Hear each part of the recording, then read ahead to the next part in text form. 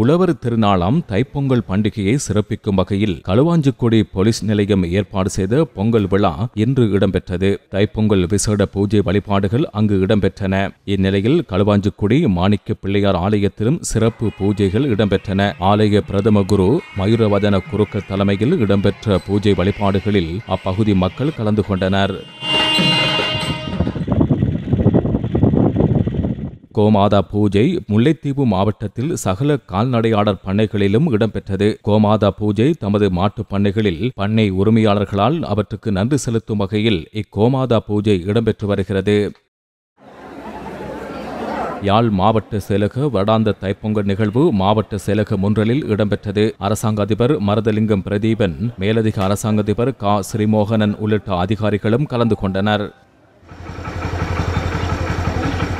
மட்டு மாவட்டத்தில் உள்ள உழவர்களின் இல்லங்களிலும் ஆலயங்களிலும் விசேட விதமாக பசுக்கள் பட்டு வஸ்திரங்கள் பூமாலைகளினால் அலங்கரிக்கப்பட்டு மாட்டுப்பட்டிகளிலும் இல்லங்களிலும் பட்டி பொங்கல் பூஜை வழிபாடுகள் இடம்பெற்றன. கல்லடி திருச்செந்தூர் முருகன் ஆலயத்தில் இன்று காலை பட்டி பொங்கல் விழா சிறப்பாக இடம்பெற்றது.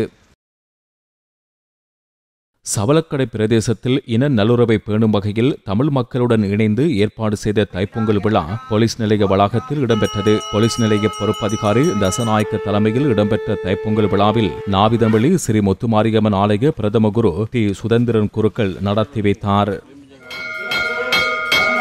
யாழ்ப்பாணம் அன்ன சத்திரத்து யான வைரவர் ஆலயம் ஒன்றலில் பட்டிப்பொங்கல் நிகழ்வுகள் இடம்பெற்றன. யாழ்ப்பாணம் அன்ன சத்திரத்து யான வைரவருக்கு விசேட அபிஷேக ஆராதனைகள் இடம்பெற்று கோமாதா பூஜை, கோபவனி பட்டிப்பொங்கல், கோமாதா கிருத்தனைகள் ஆகியன இடம்பெற்றன. ஆலய பிரதம குரு ஸ்ரீ கந்தராஜா தலைமையில் நடைபெற்ற நிகழ்வில் கடத்தொழில் அமைச்சர் ராமலிங்கம் சந்திரசேகரன் பிரதம அதிதியாக கலந்து கொண்டார். நாடாளுமன்ற உறுப்பினர்களான மா. ரஜீவன், பா. இளங்குமரன் உள்ளிட்ட பலர் கலந்து கொண்டனர். செங்கலடி பால் பண்ணையாளர்களும் இன்று தமது கால்நடைகளுக்கான நன்றி கடனை செலுத்தும் பூஜை வழிபாடுகளில் ஈடுபட்டிருந்தனர். தாம் பிள்ளைகள் போல் வளர்க்கும் கால்நடைகளை அலங்கரித்து அவற்றின் இடங்களை சுத்தப்படுத்தி அங்கு பொங்கல் பொங்கி விசேட பூஜைகள் இடம்பெற்றதன் பின்னர் வாழைப்பழம், பொங்கல் என்பன கால்நடைகளுக்கு உணவாக வழங்கப்பட்டன.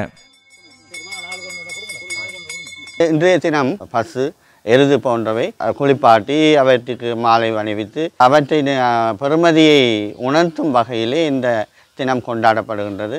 நாங்கள் ஒன்றை அறிந்து கொள்ள வேண்டும். நாங்கள் விலங்குகளில் இருந்து பயன்களை பெற்றுக்கொள்கின்றோம். ஆனால் தற்போதைய காலத்தில் நாங்கள் எடுத்து நோக்குமானால் அந்த விலங்குகளை எவ்வாறு நாங்கள் பராமரிக்கின்றோம் என்றால் அது கேள்விக்குறியாக. எனவே கால்நடை என்பது மிகவும் ஒரு முக்கியமான ஒரு வாழ்வாதாரம், இலங்கைக்கு வருமானத்தை ஈட்டித்தரக்கூடியது.